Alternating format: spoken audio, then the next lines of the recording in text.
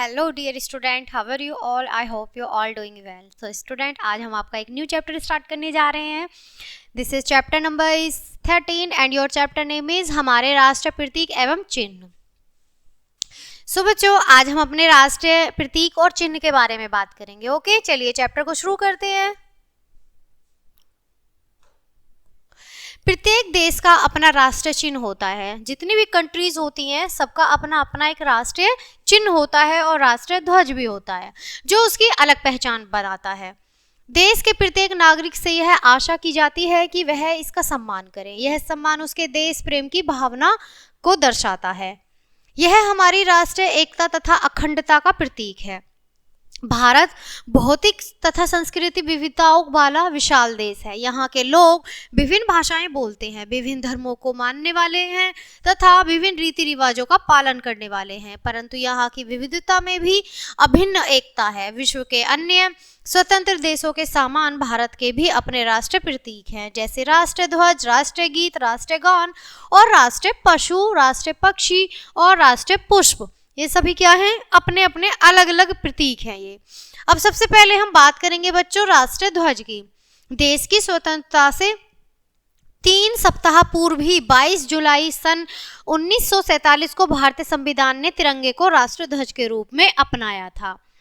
यह आकार में आयतकार है। इसकी लंबाई व चौड़ाई का अनुपात 3:2 है। ओके, हमारा राष्ट्रीय ध्वज 3 रंगों की आयतकार पट्टियों में विभाजित है। अब वो 3 पट्टियां कौन कौन से कलर की हैं बच्चों? आप सभी जानते हैं। केसरिया सबसे ऊपर, सफेद मध्य में तथा हरा सबसे नीचे। भारतीय संस्कृति में तीनों रंगों का अपना महत्व है। केसरिया रंग साहस और त्याग का प्रतीक माना जाता है बच्चों, और सफेद रंग शांति और सत्य का प्रतीक है, अहिंसा का प्रतीक है। ठीक है, कौन कौन सा? सफेद रंग जो है हमारा शांति, सत्य और अहिंसा का प्रतीक है, और जो हमारा हरा रंग है वो समृद्धि का प्रतीक है। हरा रंग हमें कठोर श्रम करने, अपने प्राकृतिक संसाधनों का उपयुक्त प्रयोग करने तथा देश में व्याप्त गरीबी और बेरोजगारी को दूर करने का संदेश देता है। बच्चों, आप देख पा रहे हैं ये हमारा तिरंगा झंडा है, बहुत ही प्यारा है ना। आप देख रहे हैं केसरिया रंग सबसे ऊपर है, मध्य में हमारा सफेद है और नीचे हमारा हरा रंग है। ठीक है, ये राष्ट्रीय ध्वज है हमारा। क्लियर है बच्चों? आगे बढ़ते हैं। मध्य पट्टी में नीले रंग का एक चक्र होता है, यह है धर्म चक्र कहलाता है। आप देख रहे हैं मध्य यानी सफेद पट्टी में एक नीले रंग का चक्र है। ठीक है, और ये हमें किस चीज के लिए होता है? जिसे हम अशोक स्तंभ से, सारनाथ से लिया गया है जो है ना, ये हमें धर्म चक्र के बारे में बताता है। इसमें 24 तिल्लियां होती हैं जो हमें 24 घंटे देश की सेवा करने के लिए तत्पर रहने का संदेश देती हैं। क्लियर है बच्चों? आगे बढ़ते हैं। हमारा राष्ट्रीय ध्वज देश के शौर्य और सम्मान का प्रतीक है, इसलिए हमें हमेशा सम्मान के साथ सही ढंग से फहराना चाहिए। राष्ट्रीय ध्वज को फहराने के समय कुछ बातों का भी हमेशा ध्यान में रखना चाहिए। यदि जुलूस में राष्ट्रीय गान को लेकर जाना हो तो इसे बीच में से सबसे आगे वाली पंक्ति के दाहिने कंधे की ओर लेकर जाना चाहिए। आगे देखते बच्चों, दूसरा पॉइंट है हमारा ध्वज। राष्ट्रीय ध्वज को फाड़ना या मिट्टी में गंदा नहीं करना चाहिए। राष्ट्रीय ध्वज फहराते समय केसरी रंग की पट्टी सदा ऊपर की ओर होनी चाहिए।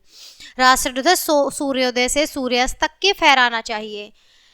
सूर्य डूबने के बाद राष्ट्रीय ध्वज उतार लेना चाहिए। राष्ट्रीय ध्वज से ऊंचा कोई ध्वज या चिन्ह नहीं होना चाहिए। यदि राष्ट्रीय ध्वज के साथ साथ कोई और ध्वज लगाया जाए तो वे सब राष्ट्रीय ध्वज के बाईं ओर उसके नीचे होने चाहिए। अब बच्चों, हम राष्ट्रीय पक्षी की बात करेंगे।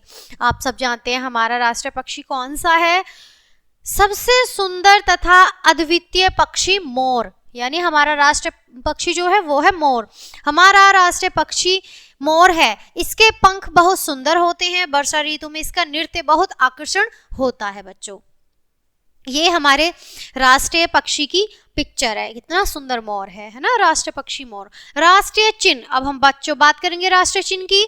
राष्ट्रीय चिन्ह सरकारी मोहर के रूप में प्रयोग किया जाता है। यह सरकारी कागजी नोटों, टिकटों, सिक्कों तथा सभी सरकारी कागजों पर अंकित होता है। यह अशोक की सिंह राजधानी सारनाथ के स्तंभ से लिया गया है बच्चों।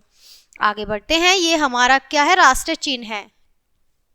हमारे राष्ट्रीय चिन्ह के दो भाग हैं, शीर्ष तथा आधार। शीर्ष पर 3 शेर पट्टीनुमा आधार है, ये 3 शेर की है ना पट्टीनुमा आधार है, पर पीठ से पीठ जुड़ी हुई है। जो 3 शेर है इनकी पीठ से पीठ जुड़ी हुई है, जबकि चौथा शेर पीछे की तरफ छिपा है। आधार पर बाईं ओर एक घोड़ा तथा दाईं ओर एक बैल है। आप देख पा रहे हैं, एक तरफ घोड़ा है, एक तरफ बैल है, पिक्चर में अच्छे से शो हो रहा है। इन दोनों के बीच चक्र है जिसमें 24 तिल्लियां हैं। आप देख रहे हैं यहाँ पर एक अशोक वो भी है चक्र जिसमें 24 तिल्लियां हैं। शीर्षक के नीचे देवनागरी लिपि में सत्यमेव जयते लिखा हुआ है, आप देख सकते हैं। इसका अर्थ है सत्य ही विजय होती है। ये सब मुंडक उपनिषद से लिए गए हैं। राष्ट्रीय चिन्ह के शेर साहस और साहस शासन का प्रतीक है। घोड़ा ताकत और तेज गति या बैल कठिन परिश्रम को दर्शाता है। इसमें आइए अब हम राष्ट्रीय पशु की ओर चलते हैं बच्चों। यहाँ पे राष्ट्रीय पशु हमारा बाघ है, आप चित्र देख पा रहे हैं। अब हम बाघ के बारे में थोड़ी सी बातें करेंगे। बाघ हमारा राष्ट्रीय पशु है। यह शक्ति, गर्व और शौर्य को दर्शाता है। शाही बंगाल बाघ भारत की प्रजाति है। इसे भारत सरकार द्वारा 19 जुलाई सन 1969 को राष्ट्रीय पशु के रूप में अपनाया गया था। आप पढ़ चुके हैं कि बाघ की घटती हुई संख्या को रोकने के लिए हमारी सरकार ने कई बाघ संरक्षण गृह बनाए हैं। अप्रैल 1973 को बाघ परियोजना प्रारंभ हुई थी। इस परियोजना के अंतर्गत 27 बाघ संरक्षण गृह बनाए गए हैं। अब बच्चों बात करेंगे राष्ट्रीय गीत की। हमारा राष्ट्रीय गीत बंकिम चंद्र चटर्जी द्वारा लिखा गया है और स्वतंत्र संग्राम के समय इसे गाया गया था। इस गीत ने हमारे स्वतंत्रता सेनानियों का उत्साह वर्धन किया था। यह गीत उसकी पुस्तक आनंद मठ से लिया गया है। यह गीत सन 1996 में कलकत्ता में भारतीय राष्ट्रीय कांग्रेस के अधिवेशन में गाया गया था। इसे सभी महत्वपूर्ण राष्ट्रीय अवसरों पर गाया जाता है। यह गीत इस प्रकार है। अब बच्चों हम गीत को थोड़ा सा गा के रीड करेंगे। ओके। वंदे मातरम सुजलाम सुफलाम मलयज शीतलाम सयज शैलमा मातरम। वंदे मातरम शुभ ज्योत्सना पुलकित यामिनीम फुलकोष्मित ध्रुम दल शोभिनीम सुहासिम सुमधुर भाषिणीम सुगदाम वरदाम मातरम वंदे मातरम।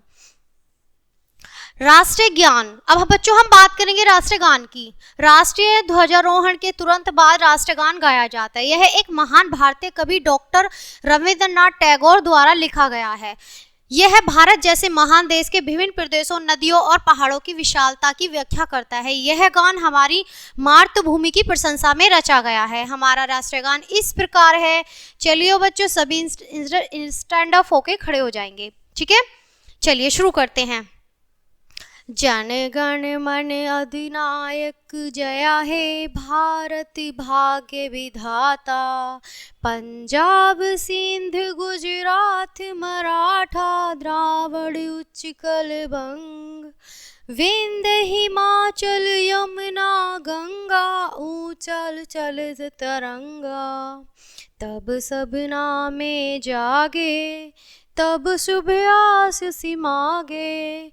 गाए तब जय गाथा जन गण मंगलदायक जया हे भारत भाग्य विधाता। जया हे जया हे जय जय जय जया हे। तो बच्चों ये हमारा राष्ट्रगान था। राष्ट्रगान गाते समय में हमें कुछ नियमों का पालन करना चाहिए। जब राष्ट्रगान गाया जाता है या उसकी धुन बजाई जाती है तो हमें सावधान मुद्रा में खड़े हो जाना चाहिए तथा बात नहीं करनी चाहिए। हमें इसे पूरे उत्साह तथा जोश के साथ गाना चाहिए। हमें इसे सही उच्चारण के साथ गाना चाहिए। हमें इसे एक निश्चित समय विधि 52 सेकंड में ही गाना चाहिए। अब बच्चों बात करेंगे राष्ट्रीय पुष्प की। हमारा राष्ट्रीय पुष्प कमल है, आप देख सकते हैं, ठीक है। कमल हमारा राष्ट्रीय पुष्प है। यह बहुत सुंदर फूल है जो पानी में जैसे झील तथा तालाब इत्यादि में उगता है। यह एक पवित्र फूल है और भारतीय पुराणों में इसका बहुत महत्व है। यह इस तथ्य को दर्शाता है कि व्यक्ति बुराइयों से ऊपर उठता है अर्थात बुराइयों पर विजय प्राप्त करता है। सभी राष्ट्रीय चिन्ह हमारे देश का गौरव हैं। ये हमारे देश की समृद्ध संस्कृति धरोहर को दर्शाते हैं और हमें साहस, सत्य, शांति और अहिंसा के पथ पर अग्रसर होने के लिए प्रेरित करते हैं। भारत के नागरिक होने के कारण हमारा यह कर्तव्य है कि हमें राष्ट्रीय चिन्हों का सम्मान करना चाहिए। सो बच्चों स्मरणीय तथ्य पढ़ लेते हैं एक बार। हमारा राष्ट्रीय पशु बाघ है, राष्ट्रीय पक्षी मोर तथा राष्ट्रीय पुष्प कमल है। क्लियर है बच्चों। हमारा राष्ट्रीय गान जनगण मन डॉक्टर रविंद्रनाथ टैगोर द्वारा रचा गया है। हमारे राष्ट्रीय चिन्ह देश के नागरिकों में एकता तथा देशभक्ति की भावना का संचार करते हैं। हमारा राष्ट्रीय गीत वंदे मातरम जो बंकिम चंद्र चटर्जी द्वारा लिखा गया है। सो बच्चों ये हमारे राष्ट्रीय चिन्ह का जो चैप्टर था, आई होप आपने एंजॉय किया होगा, क्योंकि हमने इसमें आपको वंदे मातरम गीत भी सुनाया और राष्ट्रीय गान भी सुनाया। ठीक है, आई होप आपने चैप्टर को बहुत अच्छे से एंजॉय करके बहुत अच्छे से समझा होगा। तो इसी के साथ ये पार्ट यहीं खत्म होता है। मिलते हैं आपसे नेक्स्ट चैप्टर नेक्स्ट वीडियो के साथ। तब तक के लिए bye and thanks for watching.